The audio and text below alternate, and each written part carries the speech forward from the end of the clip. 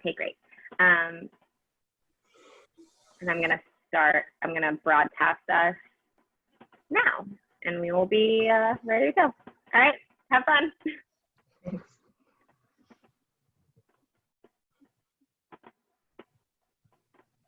Good evening, everyone, and welcome to tonight's live online author event with Greenlight Bookstore. I'm Katie from Greenlight Bookstore, and we're excited to host tonight's event with Akwaeke Emezi presenting their new book, The Death of Vivek Oji.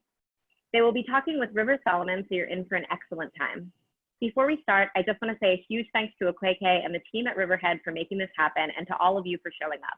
Though we're not able to host events in our store spaces, our community of authors and readers is still here. We're grateful for your support and for the chance to make space for conversation and connection. Now, a couple of housekeeping things before we get started. In our Zoom webinar tonight, you can see and hear the speakers, but they can't see and hear you. They can see that you're here though, and you can see a count of fellow attendees on the top of your Zoom screen. The exact location will depend on what kind of device you're using. You're welcome to post your comments and thoughts in the chat. That's a great way to show your appreciation for the author and interact with fellow attendees. And if you have specific questions that you'd like to have answered by the author, please post that in the Q&A module. You can find that by clicking on the icon that looks like two little speech balloons. We'll be pulling questions only from the Q&A to be answered in the later part of the program, so make sure that you're putting them there and not in the chat. We are recording tonight's event, so look for video or audio versions on our social media channels later on. And importantly, tonight's featured book, The Death of Vivek Oji, is available for sale from Greenlight Bookstore. We're excited to be able to offer actual shopping in store from 12 p.m. to 6 p.m. Tuesday through Saturday. And you can purchase Akwaeke's book and many others on site or order online at greenlightbookstore.com for a quick pickup or for shipping anywhere in the US. If you care about supporting the career of authors and the ongoing existence of independent bookstores, buying tonight's featured book is a great way to show your support. Our interviewer for this evening is River Solomon. They are the author of An Unkindness of Ghosts and the Deep, and were a finalist for the John W. Campbell Award for Best New Writer. In addition to appearing on the Stonewall Honor List and winning a Firecracker Award, Solomon's debut novel, An Unkindness of Ghosts, was a finalist for a Lambda, a Hurston Wright, a Tiptree, and a Locus Award, among others. Solomon's second book, The Deep, based on the Hugo-nominated song of the same name by experimental hip-hop group Clipping, was the winner of the 2020 Lambda Award and is on the short list for a Nebula, Locus, and Hugo Award. Their third book, Sorrowland, is forthcoming May 2021. We'll be speaking with our featured author, Akwaeke Emezi.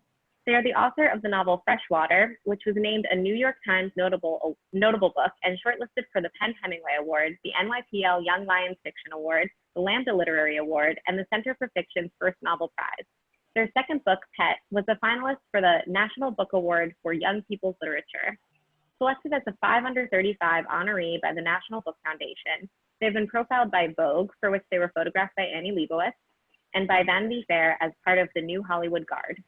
Their highly anticipated new book, The Death of Vivek Oji, is a propulsive, unforgettable novel of family and friendship that challenges expectations, a dramatic story of loss and transcendence that Edwidge Danticat praises as extraordinarily powerful. Akwaeke is going to start us off with a reading from the book, and then we'll be talking with Rivers and with all of you. Please take it away, Akwaeke. Thank you all for coming. This is super exciting. I'm going to be reading from a chapter of the book that is narrated by Vivek's cousin, Osita. And this is them, they're in the family house in their village with Vivek's parents and with Osita's parents. So it's like a little family get-together thing. She brushed off Vivek's shirt as he stood up. What do you want to eat, beta? There's bread, and I brought some of the jam you used to like, and Auntie Mary made akamu, but we might have to heat that up again. He made a slight face at me as they left the room, his mother's voice washing solicitous over him. I made a face back to indicate he was on his own, then followed them into the parlor. I'm not hungry, Emma. No, you have to eat something. Let me heat up the akamu. She went into the kitchen and Vivek sat down, both of our fathers eyeing him. You look better like that, Dechika said, with it tied back. I laughed a little. Dede, it's just hair. Vivek smiled, but we both cleared our faces when my father lowered his newspaper to glare at us. Dechika turned to me. How is Nsukka? It's going well. School is all right. Your mother says you have a girlfriend there. You know, your father was your age when he got married. Don't mind that boy. My father's voice was derisive. Derisive? Derisive. I don't know how to pronounce that word. My father's voice was derisive behind the pages of newsprint. Play, play, play. That's the only thing he knows. No real responsibility. You have a girlfriend? That was Vivek. It's not serious, I said. Your mother says it's serious, said De Chika. Chika, you and my wife gossip like old women. My father shook his head. Shouldn't she be having those conversations with your wife? Kavita doesn't find these topics interesting. I do. If you don't want to take an interest in your son's life, that's your own business. Deichika grinned at my father. He always took a particular pleasure in irritating his senior brother. My father rolled his eyes and returned to his newspaper, but I knew he was still listening. Auntie Kavita came back into the room with a plate of akara. Eat this. The akamu is warming. Vivek accepted the plate and started tearing the akara into little pieces, occasionally putting one in his mouth. His mother beamed at him and went back to the kitchen. So, is it serious? Vivek asked. I was starting to get annoyed. It's none of your business, I said. You know I'll be your best man at the wedding. I think it's my business. That's a good point, Deichika said. I could tell he was happy to see Vivek talking. I didn't want to ruin it. I'm just getting to know her, I said, that's all. It was all a lie. There was no girl in Nsukka. I'd made her up on a call with my mother once, and her happiness was too great for me to deflate it with the truth. Instead, I pretended to be private about it so I could avoid the questions. It allowed her imagination to construct the perfect daughter-in-law, and I didn't have to talk about anything else. She could carry the whole conversation just based on that alone. What's her name? Asked Vivek. Jesus Christ, Vivek, mind your own business. My mother shouted at me from the kitchen. Osita, did you just take the Lord's name in vain? Vivek winked at me and I felt a surge of anger pierce through. Sorry, Ma, I called out, then I stood up. I'm going out, I said. Your cousin is visiting and you're going out. My father gave me one of his looks and I stared right back at him. Vivek laughed. It's fine, Dede, let him go. I'm irritating him. Thank you. Yay! It was so lovely to hear you read that. So, first of all, congratulations on the book release. I feel so honored to be a part of your virtual book tour. And yeah, I loved the book. It was so vibrant and ecstatic and also humorous and sorrowful. It swept me away and, you know, took me to all the different places of various animal emotion. So thank you so much for writing it and sharing it with the world. I guess I'd like to start out by talking about one of the things that I felt made the book really stick out for me, and that's something about Vivek, the titular character, which is that from the very moment of his birth, he's kind of marked apart in a way. So I'm never sure about how much spoilers that I should reveal, but it happens early enough in the book that I feel I can probably talk a bit about it. Okay, so, yeah. So Vivek's birth occurs on the same day of the death of his very dear grandmother, and he's born bearing the same scar that she had in life. And I wondered if you would talk about the significance of this and what it means and how does it shape Vivek's life eventually? Of course. First of all, thank you so much for being here for this. I was so excited when they were like, you had confirmed, and I was like, yes! Dream come true. I'm so happy. So Vivek's scar and the relation to his grandmother is because I wanted to write about reincarnation. Like after I had finished writing Freshwater, there were still these things about like Igbo spirituality that I wanted to explore, and naming was one of them. What do our names mean? How have we kind of drifted apart from like the original like meanings of the names that were based in our indigenous faith traditions? And how has like colonialism changed it in a contemporary context? So reincarnation names are one of them, where in Igbo culture, a lot of kids are named as reincarnations of their grandparents, like Nena, my father's mother, Namdi, my father is alive, And it's the parents usually giving those names to the kids, talking about their parents. But it's always so limited when it comes to gender. You know, it's always like, oh, we're just doing this in like a linear way. So I wanted to write a book where I was like, okay, what happens if this child is a reincarnation of the grandmother, but isn't given a reincarnation name because the parents assume the child's gender at birth? And what are the spiritual repercussions of not being given a proper name? And so Vivek has like the blackouts that come early in the book, so I feel like it's not a spoiler. Vivek has these blackouts, has these fugues, and a lot of what he's dealing with throughout the book is actually a spiritual thing. And so that's how it relates to his grandmother. Yeah. And did you have to do sort of any research for this component of the book, or was it kind of your own creativity and imagination there, or? Well, to be honest, I kind of stole the concept a little bit from a story a friend had told me. Like, I wish it's like it's the danger of having writers as friends. We're just like, ooh, that sounds fantastic. I might borrow that for a story. But I was talking to a friend a couple of years ago in Lagos when I was working on Freshwater still. And he had said that, you know, he was about my age or like a little younger, and he had been born with a scar on his knee that his grandfather had had. And his grandmother didn't know that he was born. Like, no one told her that his mom went into labor or anything. But as soon as he was born, she called his mom from a completely different town. And she said, my husband has come back. Please make sure you name him properly. And so they gave the boy a reincarnation name, Nandi, my father is alive. And I was so intrigued by that, because I was like, you know, this is not something that's happening like several generations ago. Like, this just happened. Like, he's around my age. Like, this is not an old thing. This is still a thing. And even though they don't talk about reincarnation as much, it made me really curious about it. And so I wanted to incorporate that into the story.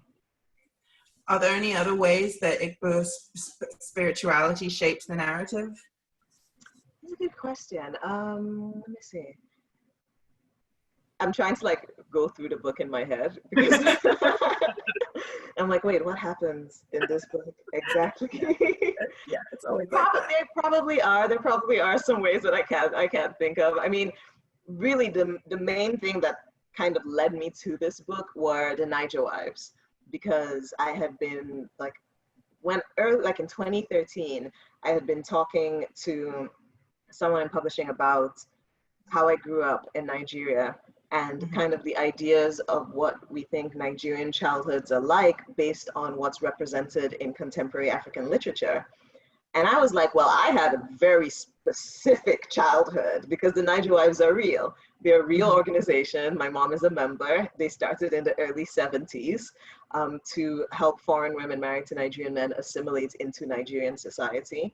And so I grew up with all these aunties from around the world. And that to me was like my baseline, you know, like that was the only childhood I knew. They had been around since before I was born. Like, they'd been friends with my mom for ages. So it was this immensely like multicultural community, and it had such specific parts to it. You know, like my dad went to med school in what was the USSR at the time. And so he speaks Russian because he had to learn it for med school. And we had an auntie from Russia. And so she was the only person I would ever see, like, that my father could speak Russian to, because there was just nobody else back home who spoke Russian. It was so random.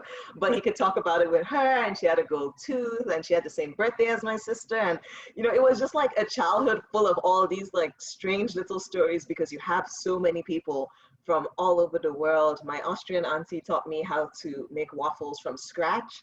And, you know, we would eat them with granulated sugar. And then I came to the States and everyone was eating them with syrup. And I had butter. And I was like, what is happening right now? This is so confusing. But so we had this really rich, colorful childhood. And on the outside of it, we still had the town, which was really violent, and in the middle of a lot of like electoral violence in the late 90s. We were transitioning into democracy.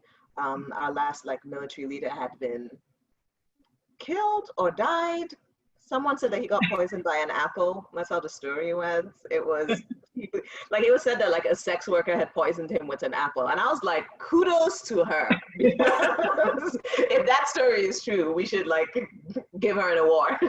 But and so it was all these things happening on the outside, like this relatively like violent thing, and then on the inside you have this bubble of all these aunties from all over the world, and they are dressing us up for like fancy dress Easter party in the middle. And so we've got like these pictures where like someone's a cat and someone's a clown. And it was just so wholesome in the middle of such chaos.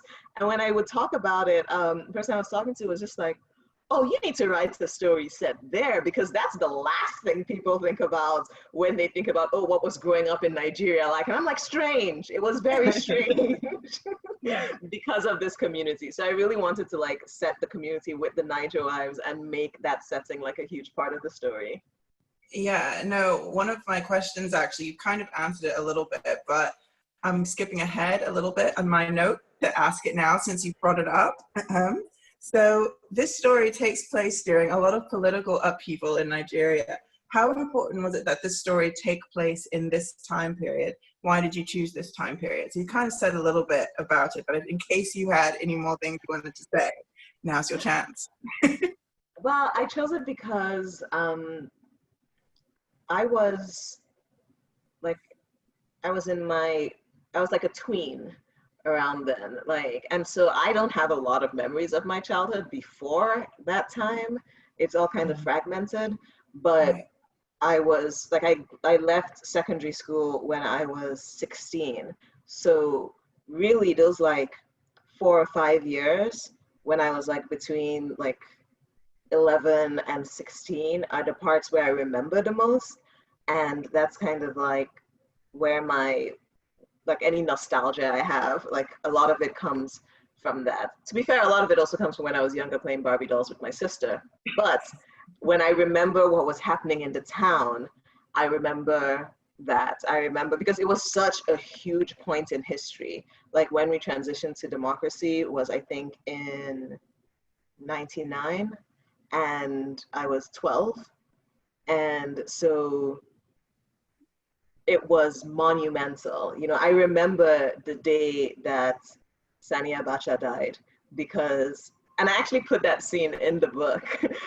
My sister read this book and she called me, because she reads all my manuscripts first, and she called me and she was like, do you even make anything up, or do you just write our childhood over and over in various books and pretend that it's fiction? And I was like, keep quiet, we don't need to talk about that. So I put the scene in the book because I remember we're coming home from school and the streets were just overrun with people. Like there were just people cheering and celebrating and like running in the streets. And the person who was driving us home like stopped the car because there were too many people in the road, and like wound down the window and stuck his head out. And he was like, what happened? And there was a boy running across the street and he said, Abacha don't die, Abacha don't die. And he just like went off. And then everyone was just like, oh my goodness, he's dead. This is amazing. And it was just like this moment that was like really stamped in history to be there and to see how people like celebrated. And it was this moment in which people really believed that like Nigeria was going to change. Yeah. Like they really believed that it was possible, that, you know, we'd seen the worst of it and things are going to be better. And there was such loud hope in the air around then. And a lot more things happened like in the years after that. A lot of like, we had, I don't remember the exact dates of the things anymore, because at some point they just blur into like, just like, well, there were riots. And, you know, in the early 2000s, there was a lot of inter-ethnic conflict happening, where in the north of the country, because the north is predominantly Muslim and the south is predominantly Christian. And whenever there's like ethnic clashes, it always becomes religious at the same time, because people are just like, well, if you're from the north, you're Muslim, so that's the same thing. And if you're from the south, you're Christian, so that's the same thing. So then a lot of Southerners were killed in the north. and then they loaded their bodies onto like lorries and shipped them back to the South. And so there were retaliation killings in the South where I remember they burned down the mosque in my town, and we had a state imposed curfew, and we couldn't leave our homes because they were like, it's not safe.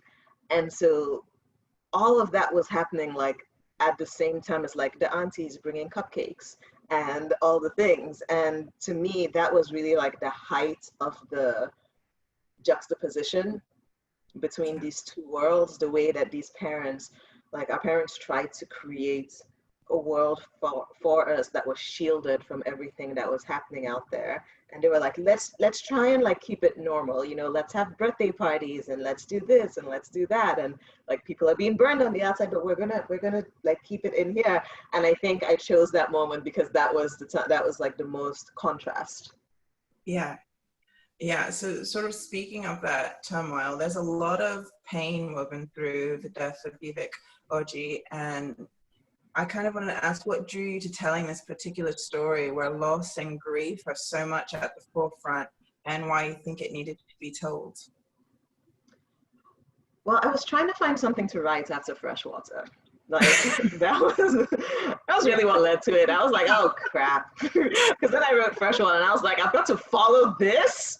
That sucks. and I was like, okay, well, if I'm going to do something, it has to be interesting. Like Vivek was a book that the craft of it came before the story, which is rare. Like a lot of the times my story, like the story will come in and I'll craft it to fit. But with Vivek, it was like, okay, you need to think of a structure first before the story was even going to come. And then I had read Garcia Marquez's Chronicle of a Dead Foretold, and I was like, oh, you murdered your protagonist like in the first chapter, and you still had a book. And I'm not sure how you did that, but that seems difficult. That seems like it would keep me busy. I'm going to try that. So then I was like, all right, I'll write about, and then I was like pulling all these like threads. I was like, okay, so I'll write a character that dies.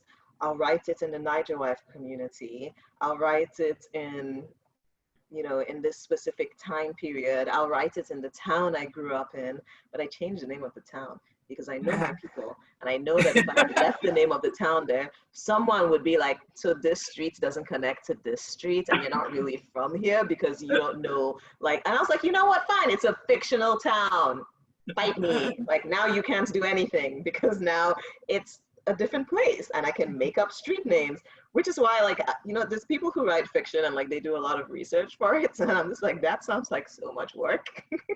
I'm like, that's, to me, the appeal of fiction is that I get to make things up without having to actually look into them. But yeah, so I was pulling from all these things, and then I was like, okay, well, if it's a Niger Wife community, it's going to be a Niger Wife kid. And I couldn't do like a Nigerian dad and a Malaysian mom because that was Freshwater already. And I was like, oh crap, I have to like actually come up with something. And the other, like the Nigerians were a huge immigrant community, but there was also like a considerable like Indian immigrant community in the town I grew up in because it was like a factory town. Like it was a very commercial market factory, like production town.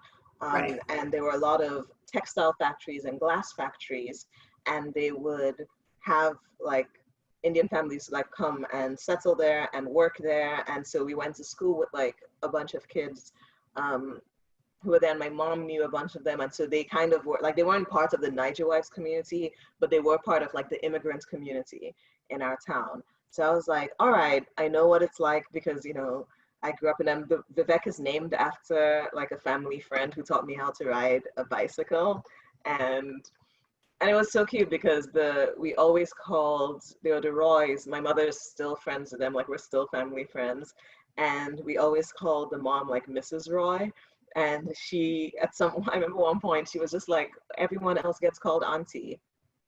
Like, you guys don't call me Auntie. I remember like, Auntie Roy. All right, cool. Welcome to the fold. And so they were a huge part of my childhood, was like going, and so there were like scenes from that I put in the book. It was like going to Auntie Roy's house, and you know, she would give us like the bowls of muruku, and we're just like, ooh, spicy cornflakes. And there were like cattails growing outside our house. You know, her son Vivek taught me how to ride a bike. So I was like, I'm just going to pull from all of this and, you know, make Vivek's mom Indian and put in, you know, the glass factory from my childhood. And so Vivek kind of came from that. And because I had already decided to kill him in the beginning, I was like, oh, well, now you're dead. So now we've got to figure all that out.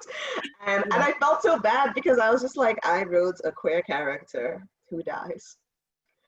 And I was like, and there's no way to bring you back to life because the entire point of the book is that you're dead.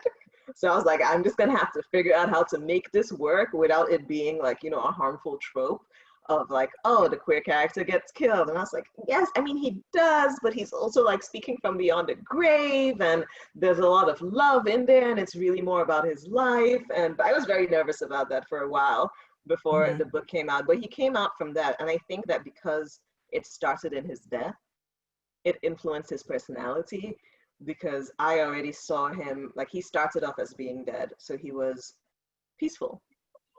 And so I moved backwards. Like I was like, oh, you know, he's peaceful at this point. And then I got to kind of trace how he came to that peace. And then if you trace back long enough, you see like young Vivek, who fights a lot and has a really bad temper and is like pretty violent and like gets into brawls all the time. And then you see him, you know, grow and find himself more. And so he kind of came from that process. Yeah, I was gonna ask, since you brought up craft, I was just thinking as I was thinking about the book, how, so you've got a really compelling mystery in there. Like we all kind of like, you're like, well, what happened? How, you know, how did he die? What this is, you know, very immediately you're kind of launched in this propulsive mystery.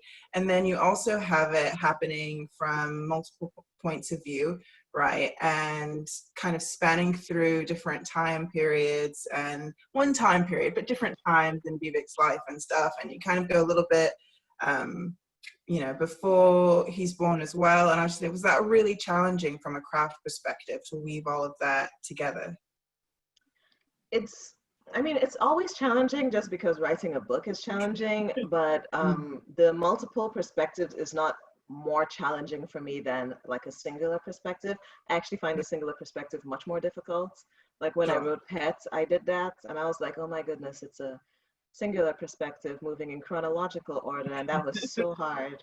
It's only because it was YA and it was short that I was able to pull it off, because I was like, I can't, like, it feels like having to like force my attention onto something. It's not how my brain naturally works. My brain's naturally like all my adult novels have multiple perspectives. It's like, it's actually my default. And then it becomes, I think it forces my work to be rigorous, because I've already complicated it from the jump.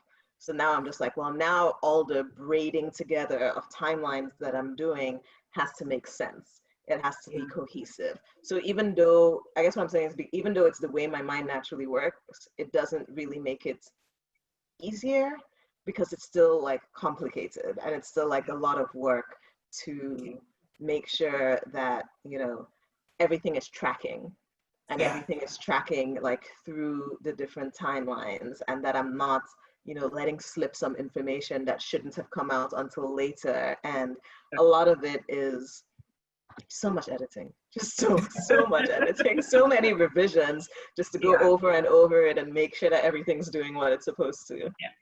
Do you use anything while you're writing to keep track of that sort of thing, or do you just kind of like hope for the best and then go back? I write in Scrivener, so that helps me a lot, because I don't know how anyone could write in Word, because I'm like, it's just, everything is just in.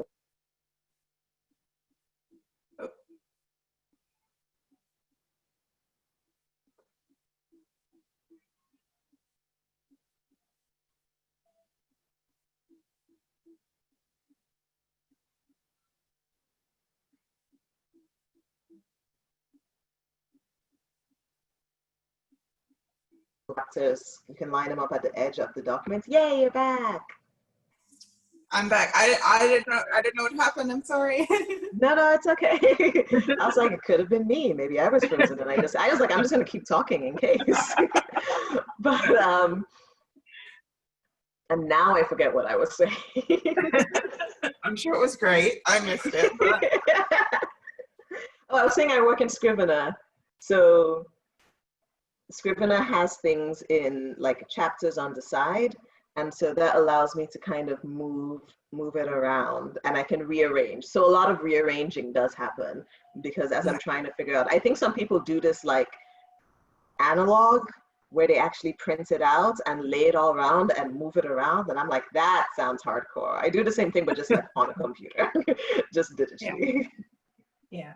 No, I'm kind of just like a hopes for the best person, and I do write in Word, and it makes editing very, very challenging. So I keep promising myself that for the next book I'm going to, but I never actually do. So look, if it's working, it's working. Yeah. Okay. So there's a huge amount of love in this story. You know, that of a mother for her child, for example, who ceaselessly investigates Vivek's death and what happened to him. And one sort of loving relationship that stands out and is at the center of the book is between Vivek and Osita, his cousin. And I don't know if you wanted to talk about that or say kind of— Let's talk about the incest, yes.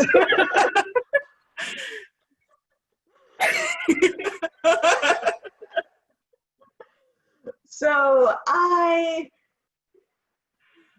was like, all right, I really wanted to write like love that was tender and like deviant at the same time, because that's really like my sweet spot. I'm like, is it perverse and is it sweet, and did we put them together? Yes. That's the stuff I love. So that's kind of like the star of it. And also because I think there was this well, so there were many parts to that. So there's a thing about intimacy, you know, and intimacy, what it's like to be loved by someone who's known you for as long as you've been alive and who's, you know, literally a part of you. And also because I wanted to kind of put some light on like this stigma of like cousins, not because I don't have opinions on it either way, but I'm like, a lot of people are always like, oh, you know, this is like such a redneck thing, and they always like, not us, like, you know, we don't do that. And I'm like, don't you? Like, just in so many cultures, I'm like my grandparents on my mom's side are related. I'm like, they're cousins. I don't know how many degrees removed, but I'm like, they're definitely cousins. Like, they have the same like great grandfather or something. That's how they met, is because she went to go see family. And then, you know, I had been lurking on Nigerian Twitter, and a couple of years ago, there was a whole conversation that people were having where they were like, you know, let's be honest about the fact that for a lot of people who grew up with a large extended family, and, you know, during the holidays especially is when like the extended family comes together. And for a lot of people, when they were teenagers, like their first sexual experimentation was with cousins. Like, and no one talked about it. You know, like, it's this whole like secret thing. And everyone's like, oh, well, other people do that. I'm like, a lot of people are like intimate with their cousins and don't talk about it, or there's like this whole thing attached to it. And so I was like, well, let's put a light on that and let's do it with these two. And also because there's a thing that Morrison did with her work that I love, because I took a seminar on her up in Syracuse once. And the students in the seminar got really agitated at some point because they were like, how are we, like a certain kind of relationship was shown in a book. And they were like, how are we supposed to feel about this? Because the book didn't actually tell them how to feel about it. It just showed the relationship as it was. And it was like, that's it. That's the end. And the professor was so tickled because she was like, how do you feel about it? What is it like when the author isn't telling you how to feel about it? Then you have to come to your own decisions about how you feel about something. And especially when it's something that's like moral, you know? And so that was something that was interesting to me, because I was like, what does it look like to be confronted by our own like moral judgments through a work? You know, in how many cases, like if someone said, hey, I'm gonna give you this book and it's gonna be about two cousins hooking up, and, you know, and they're just gay, they're just super gay, like just two gay cousins, and like, how do you feel about it? Are you into it? Yeah, no. and, and the gap or the space between what it's like to hear that kind of like summarized and the difference between what it's like to actually be in it and to read it and to come out on the other side, because it changes people. Like I had written a script for a short film a couple years back that I directed, and it was an incest relationship between a father and a daughter in like a post-apocalyptic like situation. And I remember the actor who was playing the dad, I had given him the script, or someone else who was involved in the project had read the script, and they were like, you know, they were like, if I hadn't, like, if you had asked me before I read the script how I felt about a relationship like this, I would have reacted with like revulsion and this and that. But they're like, I read it and I was shocked to find myself like rooting for them. And I was like, that's really interesting, because it's not about the story, it's about the reaction within the person who's receiving the story. And I'm interested in the way that writing deviance challenges people's like experience of themselves in terms of what they would have thought was okay, like what it brings up for people. Just a warning, my baby is crying in the background, so I'm going to be muting myself a bit more liberally. Can you hear it? I can't actually. Okay, all right, then I'm not going to worry about it. Good. Okay, yeah, don't worry about it. Onward. Little baby. Yeah, no, all of that's really interesting, because I actually found myself having that reaction while I was reading. I was like, oh, because it comes out kind of fairly early in the book. I was like, what are they going to do with this? And then like, a lot of things, it turns out. Yeah, but it felt really true and genuine to me, that relationship, and I really liked it. It was one of my favorite parts of the book. So yeah, no, it's fun to hear your process about it. So many of the younger characters, so that's sort of Vivek's generation as opposed to kind of the parents' generation, are living very hidden and sometimes repressed lives depending on the character. And it seems like sort of this is a necessity, a result of sort of strict cultural mores from which deviation can mean violence or lead to violence. Could you share more about the social and historical context of this, and how much of this is colonialism and what other factors are at play there? With the kids or with the parents? Yeah, I think, I mean, just with the sort of with the culture, sort of feeling of cultural restriction in general. Yeah, so for me, a lot of the things that, so because my mom was a Niger wife, I interviewed her like before I wrote the book, and I asked her to like just tell me stories she knew about like the community and what it was like. And so some of the stories that made it into the book, like the Niger wife whose husband like hid her passports so she couldn't travel, were true stories that had happened to like friends of my mom's. And I remember other stories that didn't make it into the book about how like one of them, her husband died, and then it got really like violent for her, because then his family then started trying to take over everything, leaving her and her kids with nothing. And it was just really scary for her because she didn't have any family. Like she came from a whole completely different country. She didn't have any family there. And so there was a lot of it that was, for these immigrant women, that was like a brutal part of the culture of like realizing how much at the mercy of their husbands they were, and how little recourse they had if things went bad.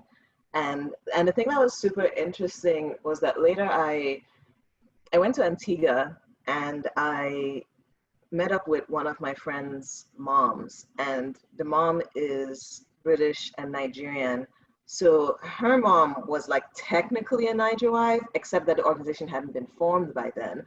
And that was the first time I was talking to somebody who had been there for the previous generation. So like my mom's like generation, they came to Nigeria in like the 70s and the 80s. And I was talking to my friend's mom, and her mom's generation, they had come to Nigeria in like the 50s and the 60s. So it was a whole different, like we were talking across a generation, and we just had these really like powerful, but also like sad parallels. Like we grew up in the same town. Interesting. Like we grew up in the same town, but we grew up in the same town like 30 years apart. Like she was there during the Civil War. And it was so surreal because, you know, she's like, oh, do you know the golf course? And I'm like, yes, the golf course is across the street from the house I grew up in. And she's telling me a story about how, you know, when she was 6, she was like on the golf course with like fighter jets, like bombing and like shooting, and how she made like eye contact with the pilots, and it was just her and like this other girl, and it's like the dry season, so all the grass is dead, and you just have like these 2 little girls like clutching each other in the middle of a field with like warplanes over. And I was just like, oh my god, like this is the same golf course that like my best friend's dad played golf on, you know, it's the same land. And so she was telling me what it was like for those women as well, and what that, because that community of immigrant women existed before the Niger Wives was actually created. And so she was telling me what that community looked like before the Niger Wives became official, but it was still a community. It was still these women who kind of looked out for each other because they were isolated from their families. They were in a culture that is extremely and like violently skewed in favor of men, and where there's not really, again, there's not really any recourse. You can't, I mean, the police are useless everywhere, but like you absolutely can't like go to the police and say, you know, my husband is beating me. They're going to be like, well, what did you do? You know, like there was just nothing you could do. Like you couldn't, you can't even, like you couldn't take your child out, you couldn't travel with your child without the father's permission. Like there were all these things. And so they had come and they had settled in this country, and they kind of, for a lot of them, felt trapped. You know, like they were trapped there, and they kind of looked out for each other, and they knew that violent things were happening in each other's homes. She told me the story about one of the Niger wives, well, she wasn't a Niger wife then, but one of the immigrant women who, you know, periodically they would just see her like drift past their backyards, like in her nightgown, like a ghost, because she was fleeing her husband, and all these things. So there was very much that sense that I wanted to like stay true to that and be like, you know, like, yeah, this is what it's like to be part of this community, but still be so isolated, and all you have is each other, and sometimes that's not even enough to like protect you or protect your children. Yeah. Okay, so we're sort of coming up to the end of our time, so I wanted to ask one last question. It's a very basic question, I'm sorry. I try to come up with complex questions, but I welcome any and all. So,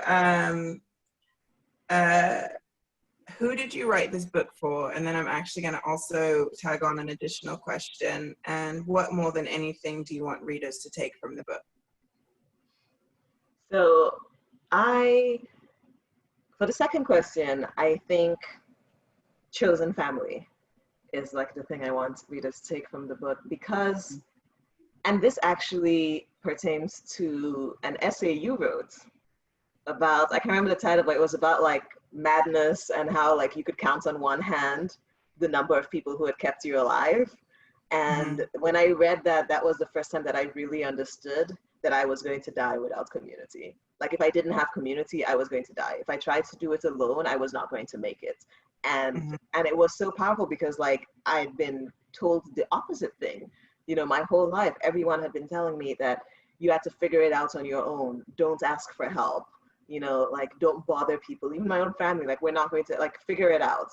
And I used to feel really guilty about asking for help. I used to feel really guilty about trying to build something, or feel like if someone was in community with me, then I owed them so much because they were doing me such a favor and I didn't deserve any of it. And then I read your essay and I was like, oh, it is meant to be communal. Like this is what it's meant to be like, is like we are meant to keep each other alive. All right, cool. And that was like the beginning of changing how I worked through things to get to the point where I'm now, where I'm just like, okay, community means a completely different thing to me. It's like we show up, like showing up. One of my friends, and she says all the time, showing up is 100% of the work. It's like you show up. And so Oh, if someone at Greenlight can just like look up the essay real quick and link it in the chat, please, that would be fantastic because someone's asking and I don't have it off the top of my head.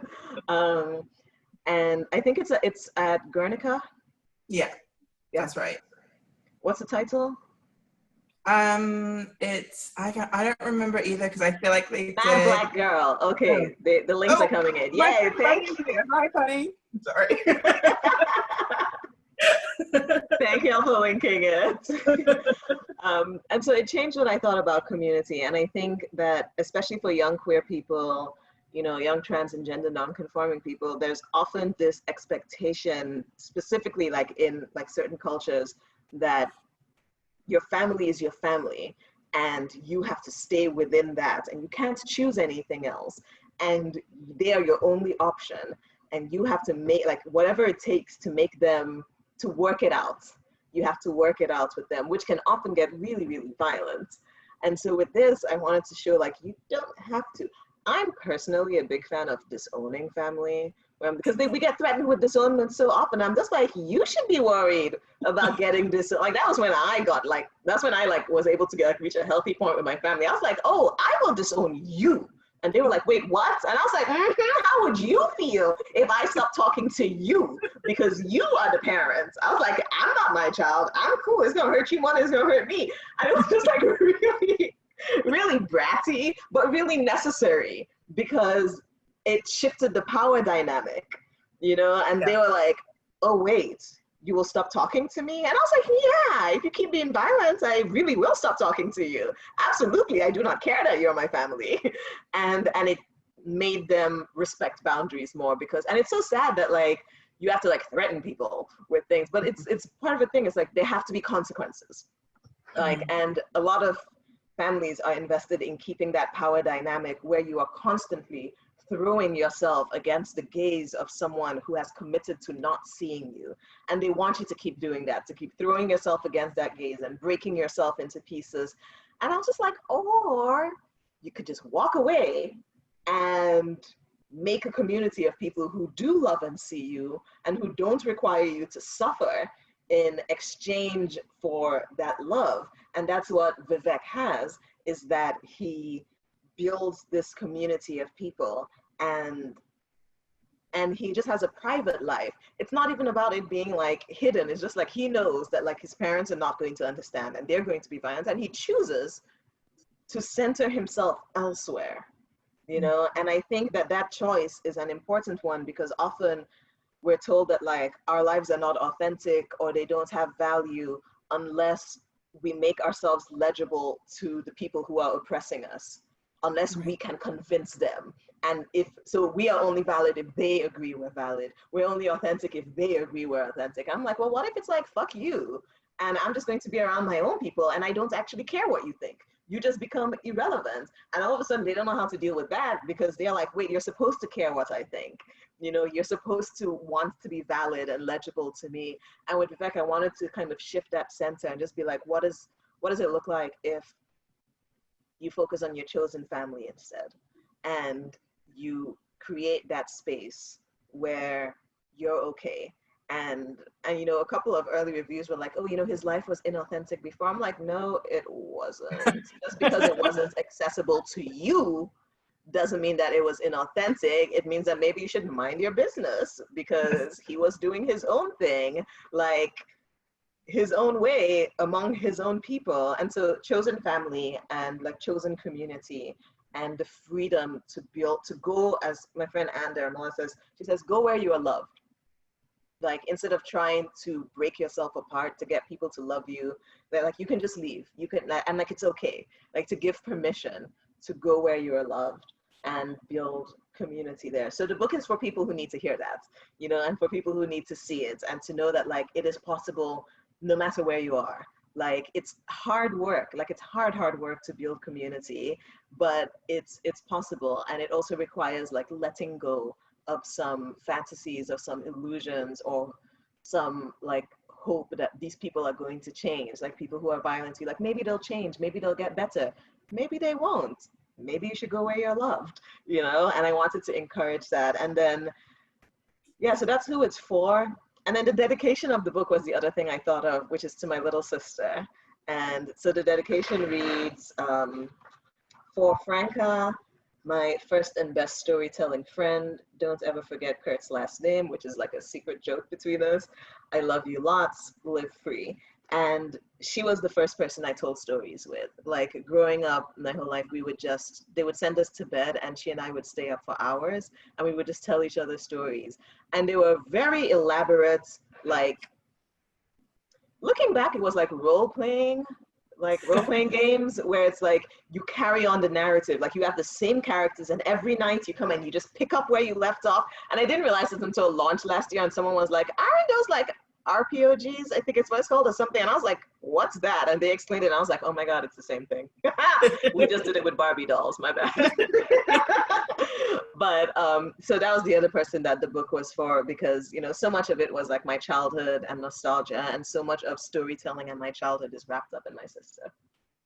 Yeah, that's a great answer on both counts, and I really like what you said about, you know, about found family. And yeah, like yeah, I'm not gonna get all into my personal life anyway. Getting excited, I was just like, yes, and yeah, no, it's just like, you know, like with gender and queerness and all that stuff, it's like, you know, I love my family and we talk a lot, but there's just this whole like part that they're never going to be a part of. And I don't feel like I'm living a hidden or concealed life or anything. It's just like, you know, that's them and this is me over here living my, you know, my you know, so yeah. But yeah, thank you so much. It's been great talking to you. Yeah, and I see there are lots of questions in the Q&A. So yeah, I'm gonna sort of, this was me trying to fade into the back. I like that you physically were fading. Remember, you should absolutely stay and be a part of the Q&A. You do not have to disappear, but I will come and read the questions. I encourage everybody to like the questions that you want answered because they will rise to the top and we'll get to those first. We'll only have time for a few. So I'm going to start with this first one by Chinia Bond. It's, how do you see this story and all of your writing in context and conversation with canonical Nigerian literature? Are there specific, are there specific generational connections that are woven from literary foreparents? Woven through and from literary foreparents? I'm wondering what counts as like canonical Nigerian literature. I'm also always curious about like the idea of a canon as like a developing thing, you know, like something that we're building. Some advice I got from someone older, an older writer a couple of years back, was that your archive is happening now. And so I got into the habit of like saving things and just storing things away because I was like, this will become an archive.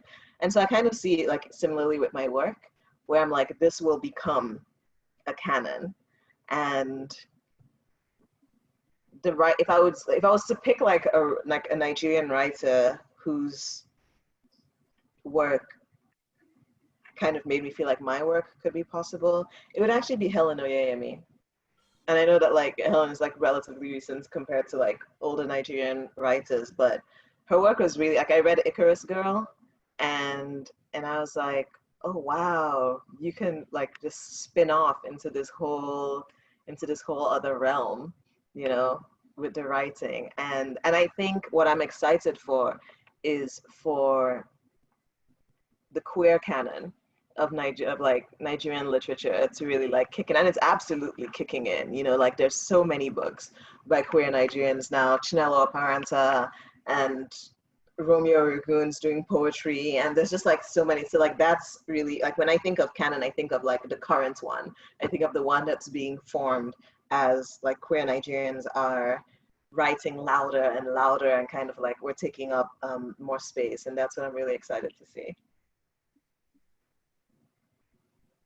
Great. Next question is, what are you both reading right now?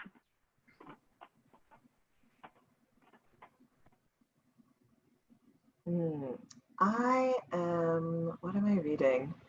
To be honest, I haven't been able to read much because I'm juggling 4 different books at once that are in 4 complete different stages. So like Vivek is being launched, I am doing line edits for another book, I'm doing revisions for a 3rd book, and I need to finish writing a 4th book. So it feels like all my books are like taking up all this space in my head. And I'm really excited to get them out of the way. All of them have the same deadline, unfortunately, of like the next 3 or 4 weeks. So I'm just like, I don't know how this is going to work, but I'm really excited to be done because then I can read S.A. Chakraborty's book, Empire of Gold, which I love so much. And it's like the final book in like this trilogy, and it's just look up Empire of Gold, and like I'm just like I'm saving, I'm just like keeping it there. I'm just looking at it like I will come around to you when all of this is done. I will just sit and curl up with the kitten, and I will just read this book and be happy there. How about you, Rivers? I can actually answer this question because I've been caught without internet. I just moved house and we're not getting internet for a while, so I've actually been doing a lot more reading than usual. So I'll sound a lot more like I've been reading a lot more than I actually do usually. So I'm currently reading a book called Hex, which is a kind of dark academia book, which is like this whole genre that I'm discovering, which is sort of people being sad and depressed while they're doing their PhD or whatever, and it's like relatable. So that's what I just started that today. And the last book I just finished this morning was called The Mercies. I don't know, it takes place in early 17th century Norway, I think. And it's about the storm, and based off of a historical event in which a storm kills sort of all of the men of this village in one swoop while they're out sort of leaving. And so you're kind of left with this village of women. And it's at a time when Christianity is starting to take a sort of more aggressive and oppressive hold, I guess, in sort of getting rid of the sort of older traditions, especially sort of the Sami kind of indigenous people in this part of the country. It was really, really good. It was gay, in case that's the kind of thing that people are into, so you know in advance. And it was really good. So yeah. And Bunny by Mona Awad, which is I feel like also part of the dark academia thing that I'm just discovering, and it's really good. So yeah. I'm really excited about this Older Man Dying. Definitely look into that. Big fan. Okay.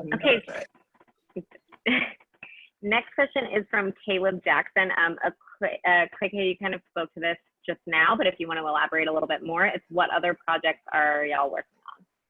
Rivers, you can answer that as well. Yeah, so working on all those books. I'm also working on a television show because I'm adapting Freshwater to screen for FX, which is exciting because I get to be a showrunner, which I was like, thank you guys for letting that happen, because I don't think it happens a lot with authors. It's like, here, you can go and, you know, do your thing with your book. So we're working on that. I'm working on getting back to my video art and my visual art because I started it around the same time as I started like writing professionally or writing series like full time in like 2014. And then when Freshwater came out, I had to just put that entire path on pause and handle the books. And so now that the books are, you know, relatively established, and I'm like, okay, I'm good in this field. And I'm like, it's time to return to this other one. So that's me. Yeah. I'm doing edits for my book coming out in May of next year. And I've just started recently my 4th book, which is really cool and exciting. I really like it. I love it when you like really like what you're writing. It's like, yes, it's such a good feeling. It's really dark and fun. And yeah, Sounds so on brand. yeah, yes, yeah. And I'm also working on my first middle grade project. So yeah. What's it like doing middle grade? I'm not sure yet because I haven't had the point where I've had to have feedback. I know that other authors I've spoken to have felt, depending on the imprint, very sort of limited by what you're allowed to do. And even though I think it's appropriate for the age category, you know, publishers can be very wary of anything that's, you know, because with children's books, you know, I guess a lot of the time the parents are the ones choosing the books. So, you know, you have to... People just don't trust children enough, in my opinion. I'm just like, trust them some more. They can handle a lot more than you think. Mm-hmm. Yeah.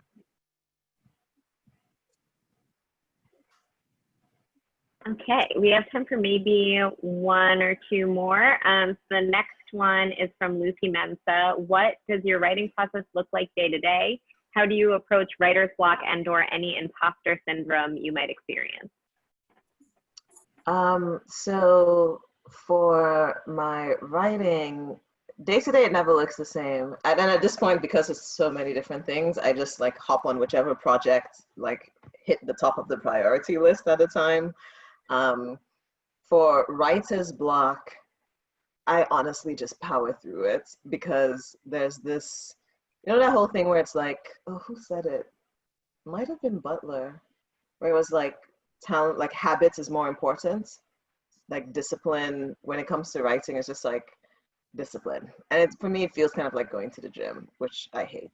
And I don't actually do. But when I did do it, getting there was like really difficult. But once you're there, it was like, okay, fine. I guess I'm going to do the things. That's how I feel about my garden now, though. Like going outside is difficult. And once I'm there, I'm like, okay, this is fun. Sometimes with writer's block, it feels like that, where it's like, the part that's hard is actually just like sitting down and writing. And so sometimes I'm like, just write one sentence, just one crappy little sentence. Just write that little crappy sentence. And then see, maybe you can write another crappy sentence. And usually if I can talk myself there, sometimes it'll like click and it'll go along. Other times I just stop. I'm just like, well, this is not working. If I've been spending like too long just not doing anything, I'll go watch Netflix instead. And I'll just try another day. And for imposter syndrome, didn't really experience that much, to be honest, because I'm Nigerian. So that was just a whole cultural thing. But the best advice I've ever seen about it is that instead of feeling like an imposter, feel like a scammer. Feel like, yes, you're scamming them and you're just scamming your way through it. Like big scammer energy, I feel like is far more useful.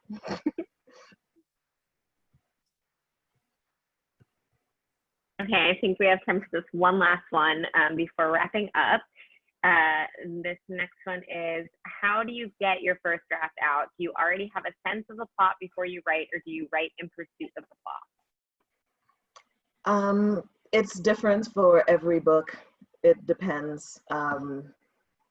Yeah, it just depends. Sometimes I have the plot. Sometimes I just kind of jump into it. I used to think when I first started that it would be like consistent, but the secret for me to getting the first draft out is just always being okay with the fact that it's trash. I'm just like, it's just a pile of trash on fire. Like, that's okay. And letting go of like the ego thing of like, I have to do it perfect the first time. So I'm like, you don't. You're not going to actually, like just factually. So I see a lot of people get stuck trying to make the first draft perfect. And I'm like, oh, it would be so much faster if you just let it be nonsense and then fixed it later. The job of the first draft is that it just needs to exist, period. It doesn't need to be good. It just needs to be complete. And that takes a bit of practice and learning how to like accommodate yourself and forgive yourself. Like it actually takes a lot of like work on yourself to be able to kind of get to that point. And I'm just going to answer the cover question quickly because I saw it and I think covers questions are interesting. I always have input into my covers. I'm very opinionated about them and I've always been, and I warn publishers about it as soon as they sign me. I'm just like, I'm going to be a pain in the ass about the cover. I'm so sorry. I'm not sorry at all. but I'm like, it's necessary, and trust me, we'll end up with something great. So I always have a lot of input. If I don't like a cover, I'll veto it. And then, I mean, and legally, I don't really have like veto power, but I use it anyway. I'm just like, well, I don't, you want me, like, I want to be happy about the cover. I want to be excited to share it. And so I'll say like, okay, this is what I had more in mind for it. This is why. And then we talk about it. And then usually not usually, always, I think I've never had a cover that like I was unhappy with. Like we get to a point where, you know, something is designed, and the art department at Riverhead is just like, that was actually one of the reasons why I signed with them. I went to their Instagram page and I was like, y'all have a wonderful aesthetic. Like, I feel like we can work together.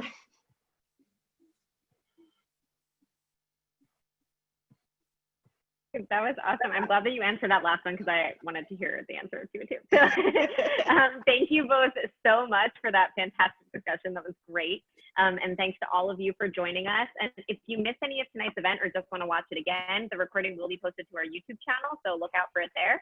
And don't forget to buy your copy of the book in store or online at greenlightbookstore.com. I'm posting that link right again for you guys. And thanks so much to everyone, and have a great night. Bye, everybody. Bye, everyone. Thank you.